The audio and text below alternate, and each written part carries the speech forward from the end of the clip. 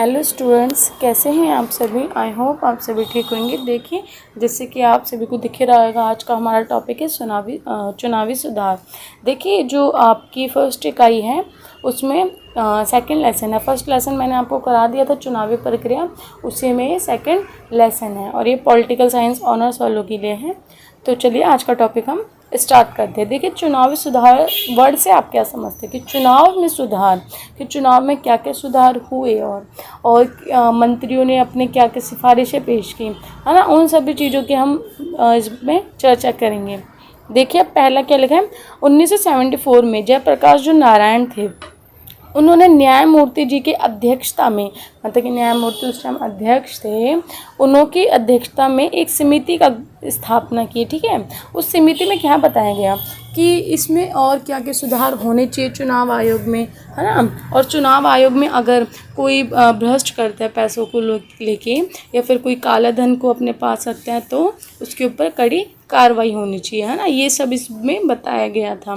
और जैसे कि 1975 में इन रिपोर्टों को प्रस्तुत भी किया गया था कि अगर कोई भ्रष्ट करता है, कोई काला धन रखता है, अगर कोई चुनाव प्रक्रिया के दौरान कोई अपने पहले के जो पैसे होते हैं, काला धन जो होता है, उसका यूज़ करता है और उसका जो भी खर्चा है वो चुनाव आयोग को नहीं बताता, तो उसके ऊपर क्या होनी चाहिए, कार्रवाई होनी चाहिए। मैंने आपको पहले ही बताया था चुनाव आयोग प्रक्रिया वाले वीडियो में कि अगर देखिए, जैसे कि आप कोई भी खर्चा करते हैं चुनाव के टाइम पे, जो भी आप देखिए, अब जो भी नेता होते हैं, जितने भी प्रचार करते हैं, लोग इनों के नाम से इतने सारे जाते हैं, तो पैसे खर्च करते हैं ना।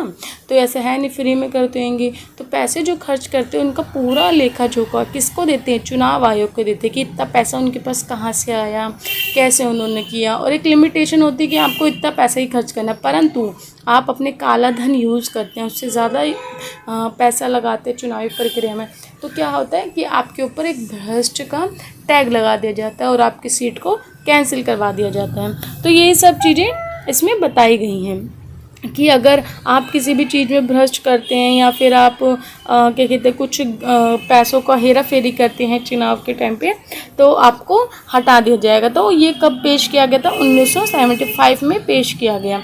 देखिए, अब आगे क्या है, अब वो बता रहे हैं आगे कि आप जो प्रत्यक्ष रूप से पैसा खर्च करते हैं, धन खर्च करते हैं, या फिर अप्रत्यक्ष रूप से धन खर्च करते हैं, वो सभी जो है उन पे अंकुश लगा देना चाहिए। चाहे आप डायरेक्टली कोई पैसा खर्च कर रहे हैं किसी चीज़ पे, या फिर इनडायरेक्टली कर रहे हैं कि किसी को पता ही नहीं चल रहा, उन पे अंकुश लगा देना चाहिए। क्योंकि अगर आप बहुत ज़्यादा धन खर्च करते हैं अपने चुनाव पे, तो क्या होता है कि लोग फिर आपको देखेंगे, आप जितना प्रचार करेंगे आप पे देखेंगे। तो ये बोलते हैं डायरेक्टली इनडायरेक्टली अगर कोई भी ज़्यादा धन खर्च करता है तो उस पर अंकुश लगा देना चाहिए।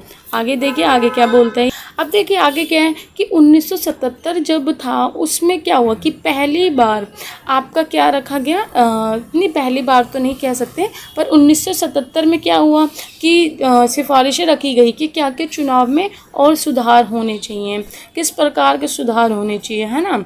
तो वही क्या हुआ कि 22 अक्टूबर 1977 में भारत सरकार को भेज दिया गया कि जो भी नई वो होनी चाहिए, चुनाव में सुधार होने चाहिए, उनको भेज दिया गया सरकार को।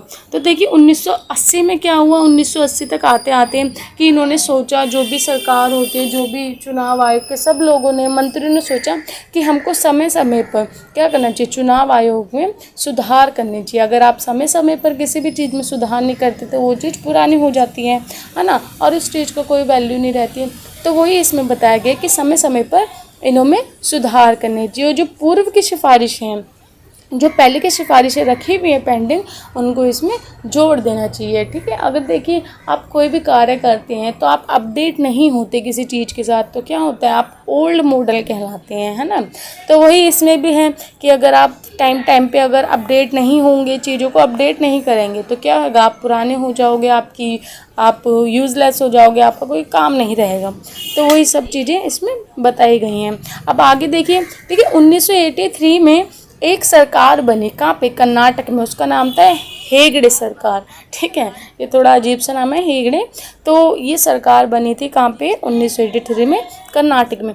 तो इस सरकार के आने के बाद क्या हुआ कि इन्होंने भी बहुत सारी सिफारिशें रखी गई, इन्होंने भी बहुत सारे सुधार के तरीके बताए गए कि ये सुधार चुनाव आयोग में होने चाहिए। जैसे कि इन्होंने बताया कि वैधानिक शक्तियाँ होनी चाहिए, ठीक है। और इन्होंने बताया कि जैसे कि उसको चुनाव आयोग को केंद्रीय, राज्य, स्थानीय ये सभी जो हैं अनिवार्य निर्देश जारी करने के लिए वैधानिक शक्ति होनी चाहिए। मतलब कि उनके पास केंद्र, राज्य, स्थानीय इन सभी के ऊपर एक शक्ति होनी चाहिए चुनाव आयोग के पास, कि अगर ये कुछ गलत करें या कुछ भी करें तो उनके शक्ति हो कि वो इन्हों की सीट कैंसिल कर दे, कुछ एक्शन ले पाए, है ना।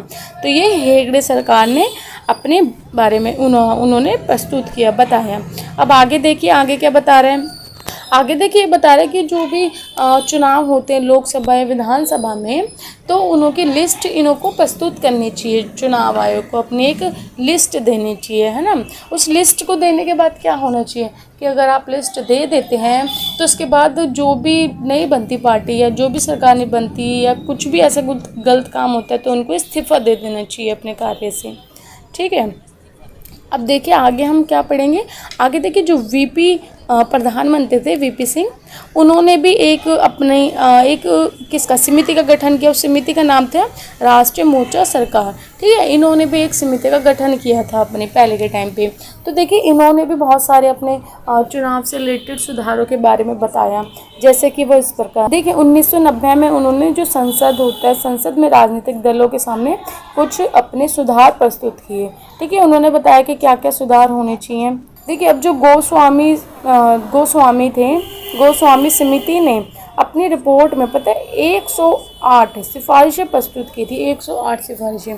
तो 108 सिफारिशों में से जो जो इम्पोर्टेंट है वो मैं आपको बता देती हूँ कि इनों में क्या क्या महत्वपूर्ण सिफारिशें थी जो पेश की गई थी। जैसे कि पहला देखिए, भारत का चुनाव आयोग एक बहुत संसदीय निकाय होना चाहिए। मतलब कि जो भारत का चुनाव आयोग होता है बहुत संसदीय, मतलब कि बहुत बड़ा कह लीजिए, बहुत सारा कह लीजिए, ऐसा होना चाहिए, ठीक है। फिर बोलते हैं कि और मुख्य निर्वाचन अधिकारी को केवल चुनाव का काम सौंप देना चाहिए। मतलब कि जो मुख्य अधिकारी होते हैं चुनाव आयोग में, उसमें उसको खाली चुनाव का काम देना चाहिए, अदर कार्य नहीं देने चाहिए कि आप अलग से भी कार्य उन्हों को दे रहे हैं, खाली चुनाव का कार्य देना चाहिए। और बोले किसी भी अन्य प्रकार के काम और निर्वाचन क्षेत्र के आधार पर एक नया परिसीमी। देखिए ये बोल रहे कि अगर आप उसको कोई भी नया कार्य देते हैं, कोई भी अलग से कार्य देते हैं, तो इसके लिए एक अलग से परिसीमन की वो क्या कहते हैं गठन करना चाहिए, ठीक है। तो ये बोल रहे हैं कि एक अलग से कोई चीज़ बना देनी चाहिए। तो बोल रहे हैं कि 1983 में जनगणना हुई थी, ठीक है। 1983 में 81 में सॉरी, पहले के टाइम पे जनगणना हुई थी। हर एक 10 साल बाद जनगणना होती है।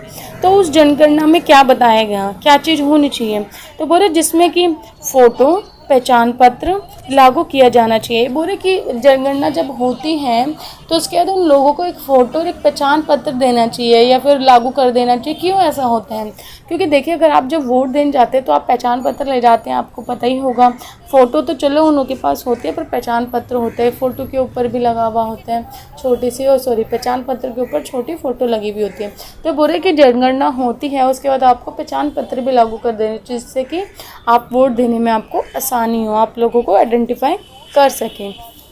और देखिए क्या बोल रहे हैं आगे, एक व्यक्ति को 2 से अधिक निर्वाचन क्षेत्र में चुनाव लड़ने की अनुमति नहीं देनी चाहिए। बोलते कि अगर एक व्यक्ति चुनाव लड़ता है तो एक ही जगह 2 जगह लड़ सकता है, 2 से अधिक नहीं लड़ सकता, या फिर इस जगह लड़े या उस जगह लड़े, मतलब 2 बार लड़ सकता है, उससे ज़्यादा नहीं लड़ सकता, ठीक है। और आगे क्या बोलते हैं, और बोलते हैं कि एक वैधानिक, एक कानूनी रूप से आदर्श आचार संहिता उसकी स्थापना करनी चाहिए, ठीक है। जैसे कि जिसमें सब अच्छा कार्य करे, कोई भ्रष्टाचार ना करे, कोई किसी चीज़ के खिलाफ ना जाए कानूनों की, तो एक आदर्श आचार संहिता की स्थापना करनी चाहिए, ठीक है। ये सब चीज़ें तो बताई गई हैं इसमें। परंतु देखिए क्या होता है, ये सब चीज़ें इन्होंने अपने 108 पेश की थी, उसमें से कुछ महत्वपूर्ण थी जो बताई गई हैं। लेकिन देखिए आप जो भी सिफारिशें इन्हों का क्या हुआ, लागू नहीं किया गया। इतनी सारी सिफारिशें तो बता दी इन्होंने कि अच्छी भी हैं, पर इन्हों को लागू नहीं किया गया, ठीक है। तो अब देखिए ये सब चीज़ें तो हमने आपको बताई कि चुनाव आयोग में कैसे कैसे सुधार किए। अब देखिए चुनाव आयोग में क्या क्या चुनौतियां आई हैं उसके बारे में हम अब थोड़ा पढ़ेंगे कि चुनाव आयोग में क्या क्या चुनौतियाँ आई, उसको कैसे ठीक किया गया। यह करना चाहिए। देखिए भारत में चुनाव आयोग का प्रबंध समय में चरण लगातार विकसित हो रहा है। देखिए क्या होता है कि जो चुनाव आयोग है उसका विकास हो रहा है, विकसित हो रहा है ना धीरे धीरे, क्योंकि पहले के टाइम पे वोट देने का अधिकार तो था, पहले तो था नहीं, फिर जब आया तो कुछ लोग देते, फिर महिलाएं नहीं देती थी, फिर जब महिलाएं देने लगी तो उनकी सब लोगों की 21 साल उम्र थी, फिर 18 साल कर दी गई, तो धीरे धीरे ये विकसित होता गया है ना। और पहले से अब के टाइम पे जनसंख्या भी बहुत ज़्यादा हो गई है, तो इसमें क्या हो रहा है, विकसित हो रहे हैं, तो इसमें विकसित हो रहा है। तो यही बता रहा है कि विकसित होगा तो जाहिर सी बात है चुनौतियाँ भी तो बहुत सारी आएंगी, है ना। ऐसा तो है नहीं कोई चीज़ अगर डेवलप होती है, विकास होता है उसका, तो उसको चुनौतियों का सामना नहीं करना पड़ता, बहुत ज़्यादा करना पड़ता है। तो देखिए हम आगे पढ़ेंगे क्या क्या चुनौतियाँ, जैसे कि देखिए जनसंख्या में वृद्धि, मैंने आपको जैसे बताया कि जनसंख्या में वृद्धि हुई पहले से अब के टाइम पे, और जब जनसंख्या में वृद्धि होगी तो क्या होगा कि आप जो वोट देने जहाँ जाते हैं उनको भी तो और ज़्यादा जनसंख्या उन लोग की भी तो बढ़ानी पड़ेगी।